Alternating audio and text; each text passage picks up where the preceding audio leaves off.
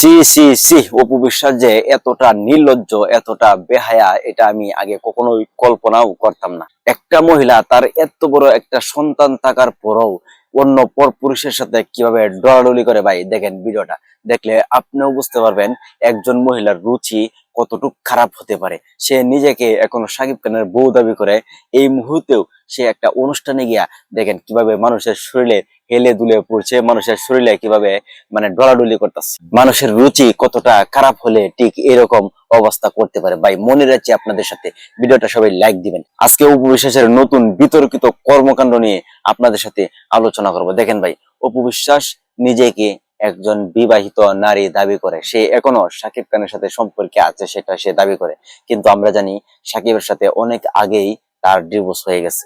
তারপরও সে দেখেন অনুষ্ঠানগুলোতে গেলে মানুষের সাথে ভাই এত ডলাডলি করে। একজন তো আছে মাহফুজ কাদরি, তার সাথে তো ডলাডলি করে, সেটা তো আছেই। তারপরে এখন নতুন লোকের সাথে ডলাডলি করে। ভাই দেখেন, আপনারা আমাকে গালিগালাজ করেন না ভাই, ভিডিওটা কিন্তু মানে আমি কিন্তু কথাটা এভাবে বলি নাই।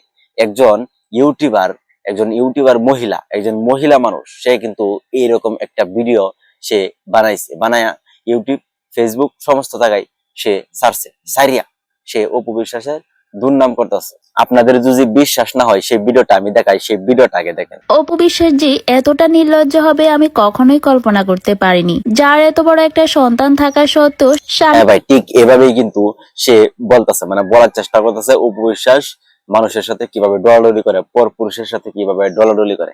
আরে ভাই, আমি এই মহিলাকে কিভাবে বুঝাবো যে তারা হচ্ছে অভিনেত্রী? তাদেরকে তো আপনি বুরকা পরা মহিলাদের সাথে তুলনা করতে পারবেন না, কারণ তারা হচ্ছে বিনোদন জগতের মানুষ।